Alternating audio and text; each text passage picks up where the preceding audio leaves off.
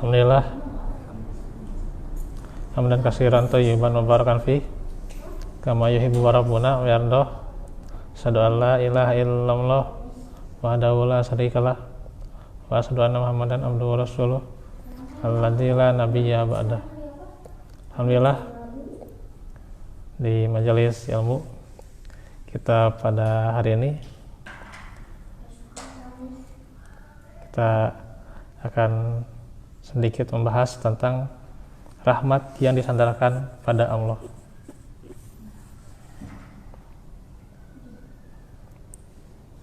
Hal ini penting ya kita ketahui karena ini berhubungan dengan tauhid juga ya. Bahwasanya rahmat yang disandarkan pada Allah ada dua. Ada rahmat yang disandarkan kepadanya yang merupakan bentuk penyandaran sifat kepada yang disifati. Contoh, wa rahmati wasi'at kulli syai', dan rahmatku meliputi segala sesuatu. Surah Al-A'raf ayat 156. Di contoh yang lain, surah Al-Mu'min atau surah Ghafir, itu tentang doa malaikat, Rabbana wasi'at kulla syai'in rahmatan wa ilman. Ya Rabb kami, rahmat dan ilmu Engkau meliputi segala sesuatu. Nah, kalau ini rahmat zatiyah ya, yang senantiasa melekat pada diri Allah jika ditinjau menurut sumbernya. Juga sifat fi'liyah gitu ya, sifat fi'liyah jika ditinjau secara satuan dan individu, karena Allah menyayangi hamba yang dikehendakinya dengan rahmat tersebut.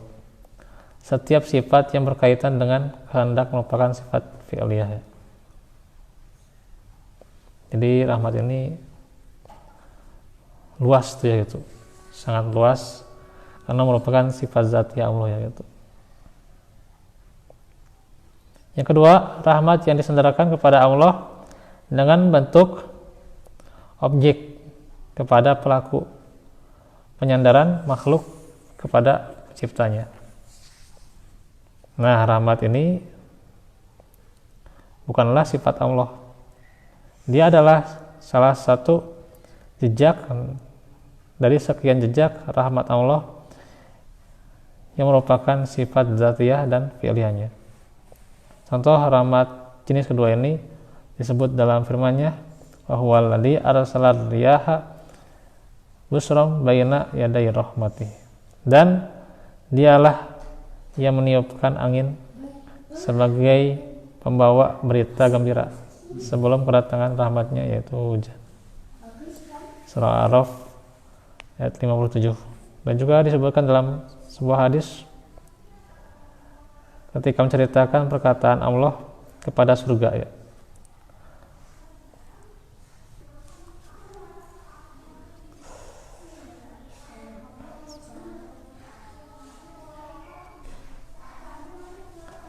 Anti rahmati arhamu bik man asya'u min ibadi. Kau adalah rahmatku, denganmu aku merahmati siapa saja yang aku kehendaki. Riwayat Bukhari dan Muslim. Dan juga dalam sebuah hadis yang diriwayatkan sahabat Abu Hurairah radhiyallahu anhu, Rasulullah bersabda, innallaha khalaqar rahmata yauma khalaqaha mi'ata rahmah. Ini hadis yang kenal ya. Fa amsaka indahu tis'an wa tis'ina rahmah wa arsala fi khalqihi kullihim rahmatan wahidah. Sesungguhnya Allah menciptakan rahmat pada hari Dia menciptakan jadi 100 rahmat, yaitu Dia menahan 99 rahmat di sisinya dan melepas satu rahmatnya untuk semua makhluknya. Riwayat Bukhari dan Muslim. Maka di hari kiamat kelak Allah akan merahmati para hambanya dengan dua jenis rahmat ini. Rahmat yang merupakan sifatnya dan rahmat yang merupakan makhluknya. Ada sebuah komentar dari Al-Muhallab, ya. Bisa jadi Allah mempergunakan rahmat jenis kedua ini kepada mereka sehingga dia merahmati mereka dengan rahmat tersebut, bukan rahmatnya yang meliputi segala sesuatu dan merupakan sifat zatiyah yang senantiasa melekat pada diri Allah. Rahmat yang dipergunakan Allah untuk merahmati mereka itu merupakan tambahan atas rahmat yang diciptakan Allah untuk mereka dalam Fathul Bari. Jadi di rahmat yang kedua ini bisa juga pada makhluk, ya seperti misalnya seekor kucing merahmati kasih sayang kepada anaknya gitu ya, atau juga seorang ibu kepada anaknya gitu ya. Bisa jadi juga pasangan juga, itu juga termasuk juga rahmat, itu juga kan kasih sayang. Jadi rahmat ini walaupun hanya satu gitu ya, tapi setiap orang diberikan anugerah rahmat ini gitu ya. Alam dunia ini yang kami makhluk yang diciptakan semua kebahagiaan rahmat Allah. Ya, semua yang baru satu itu yang dilepas ya, yang dikatakan. Yang semua makhluk itu mempunyai sifat ini gitu ya gitu. Subhanallah. Seperti apa nanti seandainya memang bisa menikmati karunia rahmat di sana, nanti seandainya yang 999 itu diberatkan juga di arah luar biasa. Yang satu aja segini direbutkan oleh sealam dunia makhluk hambanya, sudah rasanya tidak terbatas lah. Membayangkan kita tidak akan ada yang mampu kita memikirkan secara logika bisa merahmati dari makhluk yang sebegitu. Nah, hanya saja pembagian ini kesulitan yang terkadang muncul dalam memahami hadis Abu Hurairah di atas ya. Hadis tersebut bukanlah menunjukkan bahwa rahmat Allah adalah makhluk, bukannya. Jadi rahmat Allah itu bukan makhluk ya. Namun seperti yang diuraikan, terdapat dua rahmat. Salah satunya adalah rahmat yaitu yang diberikan kepada makhluk ya. Yang satu lagi kan zatiyah ya. Gitu. Nah, disinilah kedua rahmat juga yang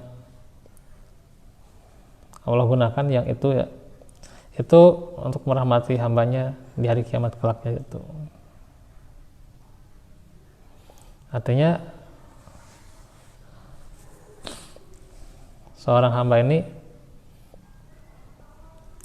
khususnya tentunya kita sebagai hamba yang beriman itu ya,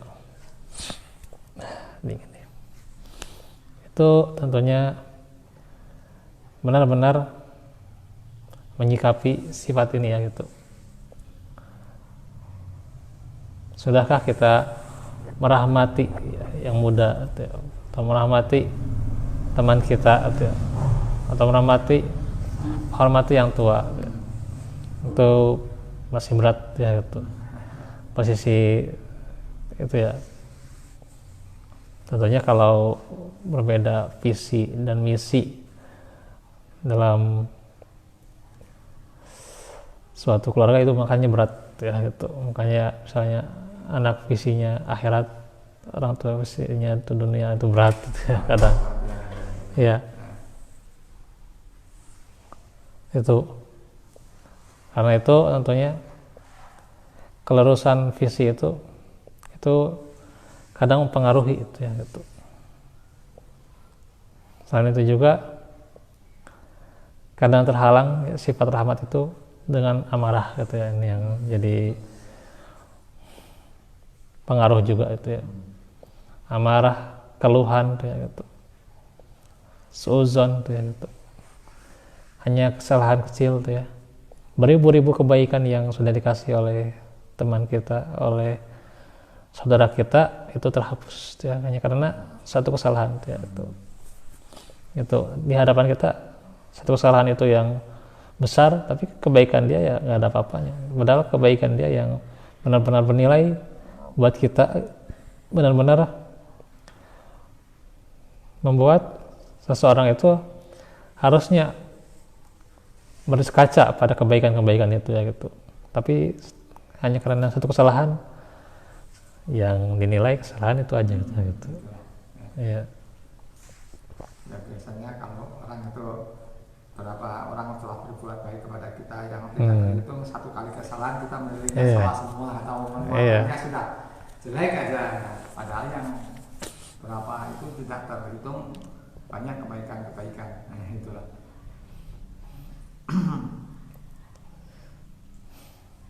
Dan juga yang namanya rahmat itu akan kadang terhalang juga ya karena prioritas dunia atau juga karena godaan setan ya. Itu penghalang-penghalang rahmat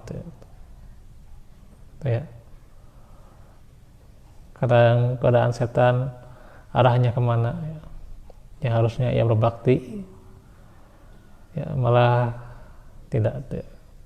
Atau juga kadang prioritas dunia ya.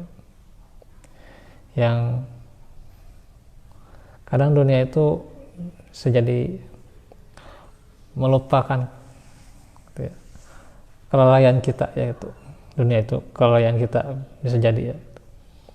Ketika ada yang sakit gitu ya gitu. Hanya karena dunia dia tidak mau menjenguk gitu ya gitu. Dia tidak mau ya membayarkan pengobatannya gitu ya gitu. Itu karena dunia gitu ya gitu. Jadi banyak sekali pahala rahmat itu ya gitu. Maka tugas kita sebagai seorang hamba adalah senantiasa menjadikan berlian di mana saja kita berada. Ketika dia menjadi berlian dengan kasih sayang, ya, dengan rasa cinta ya, pada seorang mukmin, maka Allah peringatkan pada hamba-hambanya di langit, ya, para penghuni langit, untuk mengatakan sayangilah dia, ya, gitu ya, sayangilah dia, hingga hamba-hambanya yang di langit ini memberikan sebuah buara kepada hamba-hamba yang di dunia ya, untuk mencintai, menyayanginya gitu, menyayangi orang ini gitu, gitu. Hingga akhirnya terwujudlah sifat kasih sayang di antara mereka ya. Nah, inilah tentunya pelajaran yang sangat agung dari kita memahami hadis ini.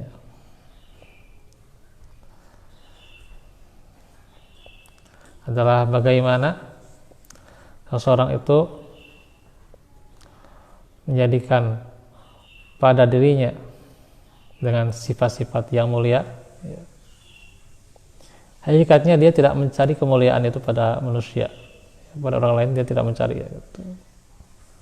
Jadi dunia ini bukan hanya sifat cinta mencinta gitu ya. Yang namanya cinta bisa sekarang mencintai, besok membenci gitu ya, gitu. Ya. Sekarang benci, besok lebih benci lagi gitu ya. Itu bisa jadi gitu. Iya. Jadi yang terpenting itu adalah bagaimana menjadi hamba ini hamba yang mapan di sisi Allah dengan ibadahnya, dengan karakter sifat mulianya, tidak perlu dari segi hartanya, tapi dengan kemuliaan pada dirinya yang dia cari dengan ikhlas, maka secara tidak langsung itu akan mendapatkan respon dari orang lain yang terbaik untuk dirinya ya. Nah itu dari hikmah yang bisa kita ambil untuk saat ini ya. Insya Allah nanti di hari esok kita semoga dimudahkan untuk belajar fikih lagi ya. Itu saja dahulu. Rabbana atina min ladunka rahmah wa hayyi lana min amrina rasyada. Rabbana hab lana min azwajina wa dzurriyyatina qurrata a'yun waj'alna lil muttaqina imama. Wa qul hada wa astaghfirullah li wa lakum. Subhanaka Allahumma bihamdik asyhadu an la ilaha illa anta astaghfiruka wa atubu ilaik. Alhamdulillah rabbil alamin. Assalamualaikum warahmatullahi wabarakatuh.